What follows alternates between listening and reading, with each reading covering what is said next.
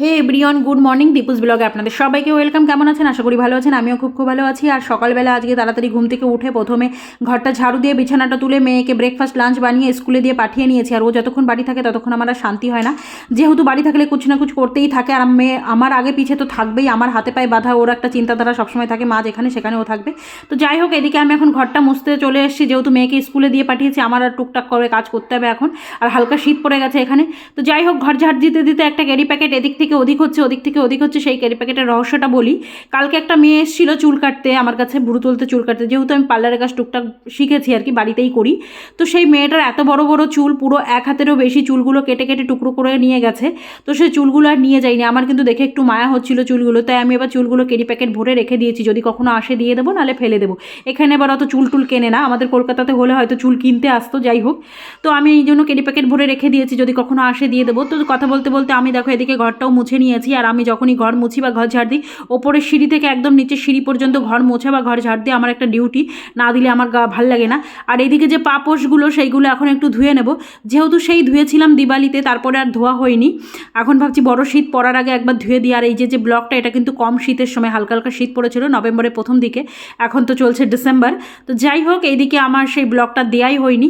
তো এইদিকে আমি যে পাপোশগুলো ভালো করে ধুয়ে নিয়েছি। আর এইদিকে যেখানে ওয়াশরুমের আমাদের জল যায়, সেই পাইপটা একটু ছোটো, তাই একটু ঝাড় দিয়ে দিচ্ছিলাম আর কি। তো এদিকে যেখানেই জল পড়ে আমার একটুখানি মুছে না দিলে ভালো লাগে না, একটু শুকনো শুকনো ব্যাপার থাকতে হবে। তো গায়ের মধ্যে কুতকুত করে। আর এইদিকে দেখো আমি চলে এসেছি ছাদে, কি সুন্দর রোদ উঠেছে আজকে, ঝলমলে হাওয়াও চলছে। তারপরে তো ভাবলাম সকাল সকাল ধুয়েছি, সকাল সকালই নেড়ে দিই, নাহলে আবার শোকাতে যাবে না। এখন প্রায় 10টা সাড়ে 10টা মতন বাজে। আর আমি এখন চলে যাবো স্নানে। তো স্নান করার আগে আমার কিছু কাজ আছে। এই যে জামা কাপড় বের নিচ্ছি, হঠাৎ মনে হলো একটু শাড়ি পরি, তাই জামা কাপড়গুলো বের করে নিচ্ছি। যদিও আমি শাড়ি সচরাচর পরি না, কখনো সখনো পরি যখন একটু শখ হয়। তো এখন শীতকাল পড়ে গেছে, কাজের সঙ্গে সঙ্গে একটু স্কিনকেও কেয়ার করতে হবে। এখন এখানে একটা ফেস প্যাক লাগিয়ে নিচ্ছি আর কি, সপ্তাহে একদিন করে লাগাই। তো এই ফেস প্যাকটা 20 মিনিট রাখতে হবে। তো 20 মিনিট কী করবো, তাই ভাবলাম একটু চালটা ধুয়ে নিই। ভাতটা তো করতেই হবে, তাহলে ভাতটা কেননা বসিয়ে দিই আর সবজিগুলো কেটে নিই। তো এদিকে চালটা ধুয়ে নিলাম, আর এদিকে মাছগুলো ভিজিয়ে দিলাম। একটা বক্সে মাছ আছে আর একটা বক্সে মাছের মাথা আছে। তো যাই হোক, এইদিকে আমি এই যে ভাতটা বসিয়ে দিয়েছি, আর এই যে টমেটো কেটে নিয়েছি, আলু কুমড়ো কেটে নিয়েছি। আর এখন যে ম্যামেন্টোগুলো দেখছো, এগুলো কিন্তু আমার মেয়ে স্কুল থেকে নিয়ে এসছে। একটা ফার্স্ট প্রাইজ, দুটো সেকেন্ড প্রাইজ। এটা কিন্তু এক্সামে একবার ফার্স্ট হয়েছিল, দুবার সেকেন্ড হয়েছিল। সেই প্রাইজগুলো আমার মনে হয় সব মা বাবারই ভালো লাগে।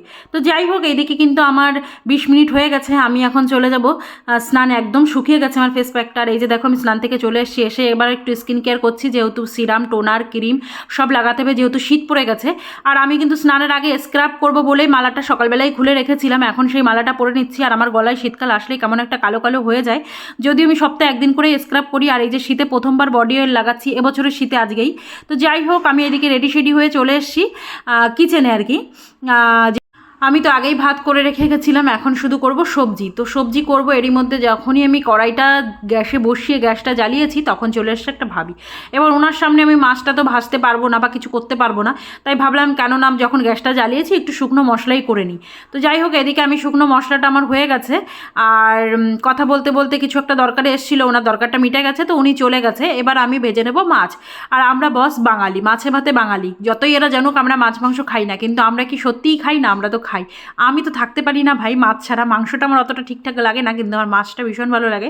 তো মাছ ছাড়া আমার ভালো লাগে না। এদিকে কিন্তু আমার প্রায় ওই 1টা মতন বেজে গেছে। আর আমার একটু খিদেও পেয়ে গেছে। সকালবেলা কিন্তু ব্রেকফাস্ট কিছুই করিনি, যেহেতু বানিয়েছিলাম ঠান্ডা হয়ে গেছে, তাই আর খাইনি। চিড়ের পোলাও বানিয়েছিলাম। তো যাই হোক, এদিকে আমি একটা অ্যাপেল কেটে নিচ্ছি। আর এদিকে মাছটা কিন্তু উল্টে পাল্টে দিচ্ছি, যাতে নিচেটা না লেগে যায়। আর এদিকে এরা সবাই জানে আমরা মাছ খাই না, তাই মাছ ভাজার গন্ধটা তো আর আটকাতে পারি না। গন্ধ তো সব জায়গায় যায়, যারা খায় মাছ তারা তো বোঝে। তো যাই হোক, এইদিকে আমি কিন্তু গেটে দাঁড়িয়ে দাঁড়িয়ে আপেল খাচ্ছিলাম। আর ভয়ে একটু কুতকুত করছিলাম যে কেউ যাতে না আসে, গেটে শব্দ হলেই ভয় লাগে। আর এদিকে আলু কুমড়ো সবজিটা কিন্তু আমি এদিকে বসিয়ে দিয়েছি। আর প্রথমেই যে গুঁড়ো মশলাটা করে নিয়েছিলাম, সেই মশলাটা এই সবজিতে দেবো। তো যাই হোক, এদিকে কিন্তু দেখো আমার হাতবেলা মেশিন বের করে নিয়েছি আর কি। তো এখন এটাতে আমি ওই গুঁড়ো মশলাটা একটু গুঁড়িয়ে নেবো আর কি, পাউডার বানিয়ে নেবো। আমার শাশুড়ি মা বলে, মানে আমার শাশুড়ি মার কথা, যে গুঁড়ো মশলাতে জল দিয়ে নাকি পেস্ট করলে গন্ধটা চলে যায়। তা যাই হোক, জল দিইনি, তো এর ডিজাইনের মধ্যেই অর্ধেকটা চলে গেছে। যদি জল দিতাম হয়তো বেরিয়ে যেত, কিন্তু আমি তারপরেও জল দিইনি। গন্ধটা হচ্ছে মেন, ভাজা মশলার গন্ধটাই বেশি ভালো লাগে। তারপরে যাই হোক, শিলনোড়াটা ধুয়ে রেখে দিলাম। আর এদিকে কিন্তু আমার রান্নাটা একদম কমপ্লিট হয়ে গেছে। চলে যাচ্ছি মেয়েকে স্কুলে আনতে, যেহেতু 2টো বেজে গেছে। 2টোর সময় মেয়ের স্কুল ছুটি। আর এইদিকে দেখো আমার মেয়ে চলেও এসছে। আর ঠান্ডা শুরুবাত, এখনও ততটা ঠান্ডা পড়েনি, তো সোয়েটারের দরকার হয়নি। আর এদিকে এদিকে দেখো রান্নার পরে আমার কিচেনটা একটু পরিষ্কার না থাকলে একদম ভালো লাগে না। তো চলো দেখা যাক দুপুরবেলা আজকে কী রান্না করলাম। প্রথমেই আমি বলে দিয়েছি, দেখানোর কিছুই নেই, তারপরেও দেখিয়ে দিচ্ছি। সাদা ভাত, এদিকে দুটো মাছ ভাজা রেখেছি, আর এই যে আলু দিয়ে কুমড়ো দিয়ে রুই মাছ দিয়ে সবজি, আর রুই মাছের মাথা দিয়ে টমেটো দিয়ে সবজি, আর কালকে রাতে ফ্রিজে সবজি রাখাই আছে। আর এদিকে চলো আমার ব্লগটা এই পর্যন্ত, দেখা হবে নেক্সট কোনো ব্লগে।